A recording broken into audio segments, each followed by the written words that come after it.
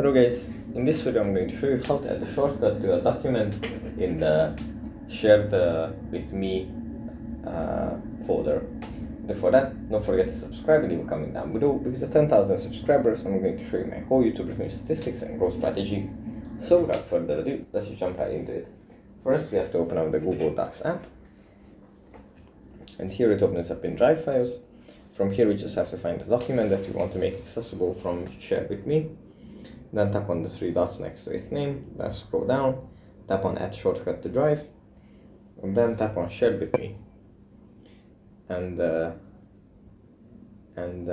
here we can select something.